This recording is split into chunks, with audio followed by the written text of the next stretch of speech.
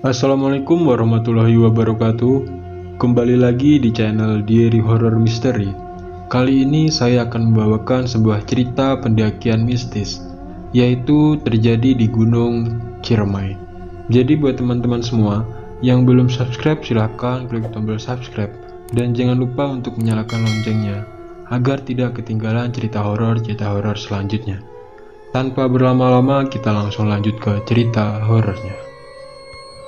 Dan di sini saya akan berperan sebagai narasumber yang memberikan ceritanya. Pada suatu hari saya sama teman 2 orang berdiskusi untuk rencana mendaki gunung. Dan pada akhirnya selama berdiskusi, kami bertiga sepakat untuk mendaki Gunung Ciremai.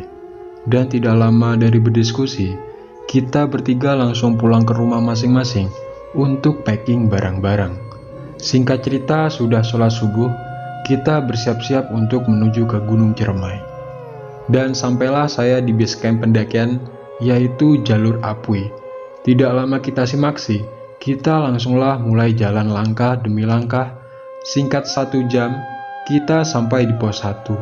Dan saya merasa ada yang menyambut anak kecil berlarian. Tidak hanya 2 teman saya juga merasakan, dan cuma membiarkan saja. Tidak lama beristirahat, kita mulai melanjutkan ke pos 2, yaitu mulailah trek yang sesungguhnya dari pos 1 ke pos 2, tidak mengalami apapun. Namun saat menuju pos 3 dari pos 2, pertengahan perjalanan, ada sosok wanita hitam. Dia di pohon besar. Bukan hanya saya yang melihat, tapi kedua teman saya juga melihat, dan kami mengabaikan saja. Dan sambil melewati sosok itu, dan kami terus berdoa. Assalamualaikum, ikut lewat, ucap saya. Dan tidak lama kita sampai di pos 3, dan kami pun melanjutkan istirahat dan melaksanakan sholat asar. Sesudah melaksanakan sholat asar, kita berdiskusi untuk ngecamp di pos 4, dan kami di pos 3 cukup lama, ada 1 jaman. Kita masak air dan makan makanan ringan supaya energi kami bertambah. Singkat cerita, kami siap-siap untuk berangkat melanjutkan perjalanan. Sebelum azan maghrib, kita sudah harus ada di pos 4, dan kami mulai naik lagi sekitar jam 3:45. Kami langsung melangkah demi langkah. Selang beberapa menit, kami bertemu sama pendaki yang mau turun, tapi dia kayaknya solo. Soalnya di belakang dia udah gak ada lagi temannya. Salah satu dari kami ada yang bertanya, "Sudah mau turun, Bang?" Dia hanya nengok dan terus berjalan. Mukanya pucat, dan kami tidak berpikiran negatif.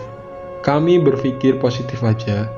Mungkin dia lelah dan kami langsung melanjutkan perjalanan. Tidak lama dari orang yang kita temui tadi, berselang 15 menit, kita ketemu lagi sosok warna hitam, kayak tadi perjalanan dari pos 2 ke pos 3. Tapi sekarang lebih seram sosok itu. Dia di pinggir trek kami, dan kami terkejut. Beberapa detik kami terdiam, dan aku bilang ke teman-temanku, "Kita lanjut aja perjalanan," dan sambil bilang numpang lewat. Sahut temanku, "Ya udah ayo, kita naik Gunung Ciremai juga bukan untuk sembarangan, tapi untuk baik-baik aja." Dan kami melanjutkan langkah demi langkah berjalan, dan melewatilah sosok hitam itu. Aku kalau ketemu sosok kayak gitu suka penasaran, dan aku mencoba lihat ke arah sosok itu, tepat berhadapan di depan. Aku melihat wajahnya hitam dan rusak, tapi anehnya dia tidak berbau. Dan kami langsung dipercepat perjalanan karena merasa takut. Singkat cerita, kami sampai di pos 4. Kami beristirahat sebentar lalu mendirikan tenda di pos 4. Karena tujuan kami ngecamp di pos 4. Karena waktu itu sudah menunjukkan waktu pukul 6, kami langsung mendirikan tenda. Dan seusai tenda sudah siap, kami melanjutkan makan malam dan lainnya. Dan setelahnya kami berdiskusi lagi untuk hari besok summit attack. Dan kami berencana summit pukul 4:30. Dan sepakatlah kami bertiga, dan kami mulai beristirahat. Dan kami terbangun pada pukul 4. Kami siap-siap untuk melaksanakan summit dan menyiapkan makanan ringan yang secukupnya, supaya tidak terlalu berat. Pas pada pukul 4.30, kami langsung bersiap-siap berjalan dan berdoa. Semoga lancar sampai ke puncak. Kaki kami mulailah melangkah demi langkah dari pos 4 ke pos 5. Seumuran kami itu terlalu cepat, soalnya penuh semangat. Perjalanan ke pos 5 gak ada gangguan. Dan sampailah kita di pos 5, yaitu Sanghyang Rangka. Tidak lama kami beristirahat. Kami langsung gak sabar pengen cepat-cepat ke puncak dan menikmati keindahan alam dari atas gunung. Kami mulailah berjalan dan memasuki vegetasi. Singkat cerita, kami sudah sampai di persimpangan jalur Apui dan Palutungan. Kami langsung terus berjalan dan selang beberapa menit, tidak seperti hayalan kami, tiba-tiba badai besar datang. Dan kami mencoba untuk memaksakan terus berjalan. Dan pada akhirnya kami sampai di pos 6 Gua Walet. Tapi, di sini saya beristirahat cukup lama karena badai yang cukup besar dan tidak memungkinkan kami untuk terus menuju puncak. Karena badai yang cukup besar, kami hanya bisa berfoto-foto di Gua Walet. Dan sesudah itu, langsung turunlah kami ke tempat ngecamp kita tadi. Dan ketika mau turun dari Gua Walet, badai masih cukup besar. Terkadang badan kami terbawa badai, tapi kami harus melanjutkan perjalanan. Singkat cerita, kami sampai di pos 4. Tapi anehnya, dari pos 5 ke pos 4, badai itu tidak ada sama sekali. Kami cuma bisa menerima semuanya. Dan alhamdulillah juga, sampai ke Gua Walet, setidaknya Gua Walet juga sudah puncak. Sesudah kami sampai di pos 4, kami melanjutkan istirahat dan menyiapkan makanan seadanya. Karena makanan kami sudah mau habis, kami hanya bisa makan seadanya. Yang penting cukup menambah energi untuk turun. Dan kami merapikan tenda kami. Setelah rapi, kami minum dan bersiap-siap berjalan untuk turun dan membuang sampah-sampah bekas kita tadi. Setelah kami beresin sampah, kami bersiap-siap untuk berangkat turun. Tidak lupa kami baca doa dulu, semoga selamat. Setelah berdoa, kami mulai berjalan langkah demi langkah menuju pos 3. Dari pos 4 ke pos 3, gak ada gangguan apa-apa. Cuma ketemu Bagas yang lewat saja. Bagas itu seperti babi hutan ya teman-teman. Singkat cerita, kami sampai di pos 3. Kami berhenti sejenak untuk beristirahat. Setelah beberapa menit kami beristirahat, kami melanjutkan perjalanan ke pos 2. Di pertengahan perjalanan dari pos 3 ke pos 2, tiba-tiba di jalur trek, ada kabut putih lewat di depan kami, kira-kira jarak 10 meter. Tapi kabut itu cuma lewat doang. Setelah beberapa menit, hal yang bikin aneh mulai kami rasakan. Aku berjalan paling depan, dan paling belakang adalah teman saya yang bernama Dani. Nama ini saya samarkan ya.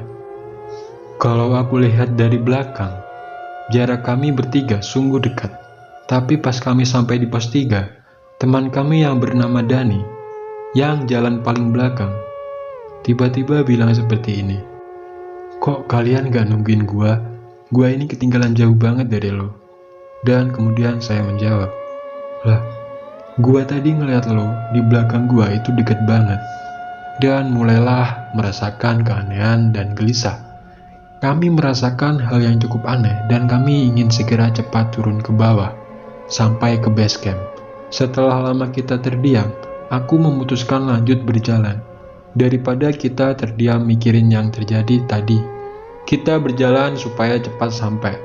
Tidak menunggu lama, kita langsung berjalan menuju pos 1. Di pertengahan perjalanan ke pos 1, ada dua arah, yang satu jalan batu, dan satu lagi jalan setapak, jalan tanah ya. Tapi itu satu jalur cuma ada jalan setapak, jalan pintas. Pada pas dua jalur itu, gak tahu kenapa, yang aku rasakan pengen lewat jalan yang batu. Teman aku yang 2 orang bengong lihat kabut yang di depanku di pertengahan jalur itu sangat tebal, diam di jalur. Lalu temanku yang namanya Dani memanggilku, "Hei, kita ambil jalur ini aja." Tidak tahu yang terjadi sama aku pas sadar, Kaget di depanku kabut sangat tebal dan hitam. Lalu aku langsung mendekati temanku dan jalan lewat jalur tanah setapak yang jalan pintas. Singkat cerita, aku sampai di pos 1 dan kami bertiga merasakan hal yang sama seperti kami awal naik, yang disambut sama anak kecil. Kami menghiraukan anak kecil itu. Kami tidak beristirahat di pos 1 karena kami sudah gelisah dengan gangguan-gangguan yang terjadi. Kami langsung melanjutkan ke base camp. Perjalanan ke base camp alhamdulillah gak ada kejadian apa-apa. Singkat cerita, kami sampai di base camp dan beristirahatlah kami di dekat base camp. Dan itu adalah cerita horor pendakian Gunung Ciremai yang bisa saya sampaikan buat teman-teman di hari horor misteri. Dan saya ucapkan terima kasih buat teman-teman semuanya yang sudah mau mendengarkan cerita horor pendakian Gunung Ciremai ini. Semoga teman-teman semuanya terhibur. Jangan lupa terus dukung dan support channel kami supaya semakin berkembang. Dan saya Diki Andrian, saya ucapkan terima kasih. Assalamualaikum warahmatullahi wabarakatuh.